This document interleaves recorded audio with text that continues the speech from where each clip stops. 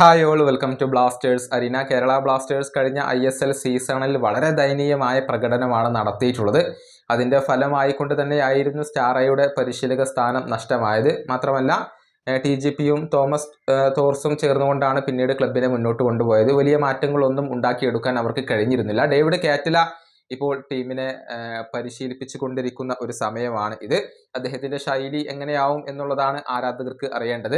അറ്റാക്കിങ്ങിനും ഡിഫൻസിനും ഒരുപോലെ പ്രാധാന്യം നൽകുമെന്ന് അദ്ദേഹം പറഞ്ഞിട്ടുണ്ട്. ഒരു സന്തുലിതാവസ്ഥ ടീമിനകത്ത് ഉണ്ടാക്കിയെടുക്കേണ്ടതുണ്ട് എന്നാണ് കാറ്റില പറഞ്ഞിട്ടുള്ളത്. അദ്ദേഹത്തിന്റെ വാക്കുകൾ ഇങ്ങനെയാണ്: എൻ്റെ ഐഡിയ എന്നുള്ളത് വളരെ സോളിഡ് ആയ, സ്ട്രോങ് ആയ, കോമ്പാക്റ്റ് ആയ ഒരു ടീമിനെ ഉണ്ടാക്കുക എന്നുള്ളതാണ്. അതേസമയം വിജയിക്കണമെങ്കിൽ നിങ്ങൾക്ക് ഗോളുകൾ ആവശ്യമാണ്. അതുകൊണ്ട് തന്നെ ഞങ്ങൾ ഒരു ബാലൻസ് കണ്ടെത്തേണ്ടതുണ്ട്. ഡിഫൻസും അറ്റാക്കും ഒരുപോലെ മികച്ചതാവണം. പക്ഷെ ഞങ്ങൾ തന്ത്രപരമായി നീങ്ങുകയും വേണം. കാരണം ഞങ്ങളുടെ കൈവശമുള്ള താരങ്ങൾ ഏതൊക്കെ രൂപത്തിലുള്ള താരങ്ങളാണ് എന്നത് ഞങ്ങൾ തന്നെയാണ് തിരിച്ചറിയേണ്ടത്. ഇതാണ് ഇപ്പോൾ ഈ പരിശീലകൻ പറഞ്ഞിട്ടുള്ളത്. അതായത് തൻ്റെ താരങ്ങളുടെ എബിലിറ്റി തിരിച്ചറിയണം, എന്നിട്ട് അവരെ ആ ഒരു രൂപത്തിൽ ഉപയോഗപ്പെടുത്തണം. ടീമിനകത്ത് അറ്റാക്കിങ്ങിനും അതുപോലെ തന്നെ ഡിഫൻസിനും ഒരുപോലെ പ്രാധാന്യം നൽകണം എന്നൊക്കെയാണ് ഈ ഒരു പരിശീലകൻ ഇപ്പോൾ വ്യക്തമാക്കിയിട്ടുള്ളത്. ഈ വീഡിയോയുടെ അവസാനിപ്പിക്കുന്നു. അടുത്തൊരു വീണ്ടും കാണാം.